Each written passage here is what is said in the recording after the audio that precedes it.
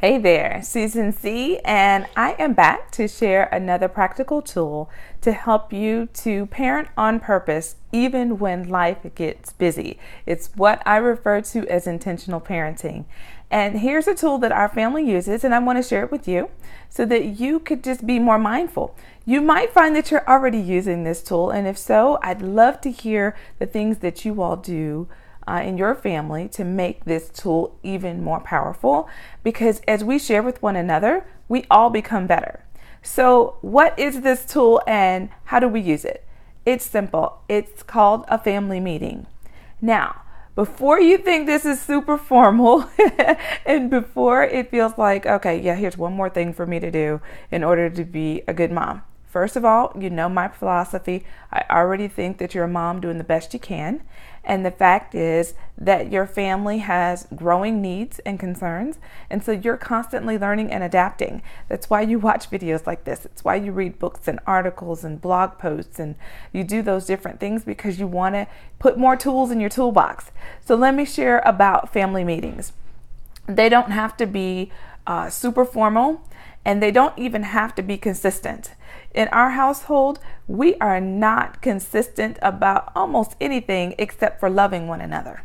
We consistently eat, we consistently sleep, but we don't even do those at the exact same time. We just make sure that they get done. In the same way, this tool of family meetings is there to help us to communicate with one another, to help us all to stay on the same page, to help us to be able to best support one another. And when our children were younger and we had all little ones in the house, we did family meetings as a time of all coming together to make a big announcement. There's a baby on the way. Grandma and Grandpa are coming to visit, and here's when. We're going to go on a big trip, and these are the dates of the trip. It's this many more sleeps until we leave. It was those types of announcements that we used the family meeting for. Another way that we were consistently having family meetings is under a different name, but it's a similar concept. We were just having dinner together every night. And it was a time that we were all together. We were all sharing. We were sharing the funny thing that happened that day, or sharing the concern that's going on in the household, or helping a child who needed more support because they just decided that they didn't want to do right that day. And so they get to have a conversation with us over the table about what's going on and what's happening with them. And we get to hear from them and we get to share with them and pray together at the table. But family meetings for us right now are absolutely imperative because we've got those in college all the way down to those who are just in second grade, right?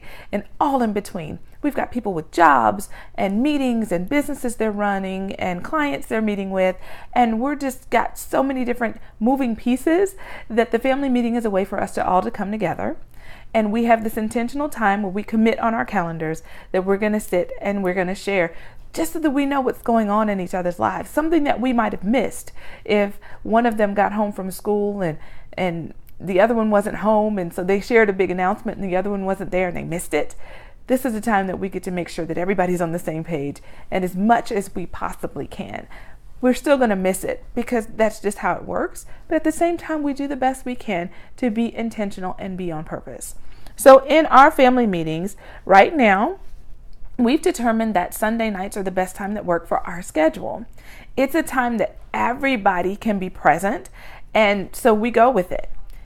It may change next semester with different classes, different schedules. We may determine that a Tuesday or a Thursday works better. We may determine a Saturday morning works best.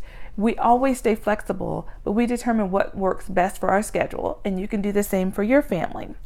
And then something that I want to share that works well for us is each person in our family gets to share. And when it's your turn, the person who shares gets to share a win from the past week. Some winning moment, a shining moment, something they want to celebrate from the past week. And that's exactly what we do, is we all give our full attention to them when they're sharing. And when they finish, we celebrate, we clap, we yay, we whoop it up for them because we want to celebrate that for them. Because maybe some of us missed it during the week, or maybe it's something they shared and we just need to celebrate it again. Because sometimes those wins go by and they're truly wins and we haven't acknowledged them the way that we should, and we haven't fully celebrated those moments. And so we want to take the time to do that. Then after that win, that's when we share any upcoming things that are going on, anything that's happening in school, any particular events that are coming up, any birthdays, any plans, and then we coordinate for those who need to be dropped off or those who need to be picked up. Who's going to be responsible for that? Are you catching a ride with a friend this time? Is it me who's taking you? Who's picking you up? When can we expect you in? And all of that different communication of details that needs to happen. If there's something that somebody needs, now's the time to make that announcement. Do you need something special for this week? Do you need something from me? Do we need to work on something? Do you need me to sign a form? Like, these are the times that we work through all the details as best we can. And it's a time for us to all be on the same page with that. And then my husband and I, after they've done their shares, this is what's coming up for me, this is what's important for me this week, this is what I'm anticipating or working on, or this is what'll have my full attention. Then my husband and I will take time to ask about anything that maybe they've forgotten to share about. And we'll say, hey, whatever happened with that test? What happened with that professor you were going to meet with? Hey, whatever happened with the coach you were going to talk to about the drills or the extra time? We follow up on things they've brought up in the past. We might also bring up any areas we might notice that they're slipping. Like, hey, we noticed that the trash in that bathroom over there hasn't been taken out. We noticed all the other trash, but that can keeps getting missed. Is something going on with that? Let's talk about what's happening, what's working, what's not working, because maybe it's just not working anymore. We need to find that out. Any issues we see that might be going on in relationships, maybe with a friend or between siblings or some dynamic that we've noticed, we'll bring that up then as well, where we can all be present to talk about it. If it's something that's affecting the whole group, if it's something with just one child, we'll meet with them separately. But if it's something that we say, hey, consistently, like, here's something that happens in our household. I'm like, consistently, I'm noticing that, guys, I'm having to shout, turn the lights off. Is anybody using that light? Turn that light off. And so at the family meeting, I'll get to say, hey, guys, we're really slipping on the lights around here. We've got lights on in rooms where there are no people. Let's be mindful this week. Turn the light off when you go out the room, please. And people, remind one another, support one another, everybody. Let's make sure the lights get turned off. That's just one example of something that could be going on. And then we make share something that we're looking forward to. Like, what are you looking forward to this week? What might we anticipate that you'll be celebrating next week when we get together? And that will be the end of their share. Now, while they're sharing, everyone's giving their full attention. And that doesn't mean that they're staring them down like, could you please finish? No, but we are giving their attention. Sometimes, like I said, if we're doing this at a time, for us it's a Sunday, but maybe we've decided to do it at brunch instead of waiting until the evening. And so everyone's eating while we're at the table and taking turns one by one sharing. Then they'll get to eat their meal while their sibling is sharing until it's their turn to share, and then they'll have the floor and we all give them our full attention. But what I'm doing during that time is I'm taking notes. I'm writing down what's happening, and I choose to keep everything for me digitally. At first, I think I started taking notes on a piece of paper in a notebook, but then sometimes we've done our meetings, not necessarily at the table. We've even done them if we're coming back on a trip. From a trip on a Sunday, we're like, hey, we're all in the car, let's do our meeting. Then I don't have my notebook with me, I don't have all my notes. So I keep mine digitally on my phone in a tool called Evernote, and I always have them with me. And the great thing about Evernote is it can be on my phone, it can be on my laptop. And that way, wherever I am, I can pull it up with such ease. And then I have all the notes there of our family meeting. And I can refer back to my notes to go, hey, a couple weeks ago, you mentioned that you were going to work on a project, and how's that going? And that might be a trigger for them to go, oh, you know what? I've kind of dropped the ball while moving that forward. And yeah, thank you. I'm still working on it. And, thanks, Mom, for remembering. It's just a way for me to not have things on my mind, but also write down those things that are important.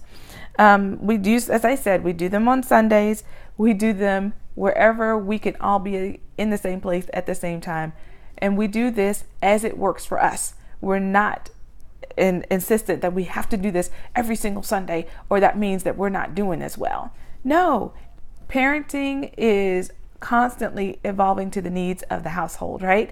And so This is a tool. This family meeting is a tool, and we're going to use the tool as best it serves our family. And this is how it works for us. So we start out with celebrating a win. We talk about what's going on for them, and then we say, what are you looking forward to? So I hope that your family will think about, hey, can we use our dinner time if we're all together for a meal as the time for us to have our family meetings? Or can we look at a time on the calendar where we can be intentional about setting aside time together so that we can share and all be on the same page? Make sure that we're communicating well with one another, and make sure we're addressing any challenges or issues that we see in the family, and we can do it all at one time. Instead of saying, hey, make sure you turn off the light, and then going to the next person, hey, make sure you turn off the light. You can do it together and say, hey, as a family, can we work better this week on making sure lights get turned off, or make sure we only turn on water when we're using it, or make sure that we're really keeping the living room picked up. I'm noticing we're leaving our socks and shoes and cups and stuff around, and we want to get better about taking care of that. So it's a time the family meetings can be there to serve you, to ensure that your family is communicating the message and communicating the life lessons that will help support your family to continue to move forward together in unity with one another. I'm so honored to be able to share this with you. I hope that this was helpful, and I look forward to sharing with you next time. Till then, bye for now.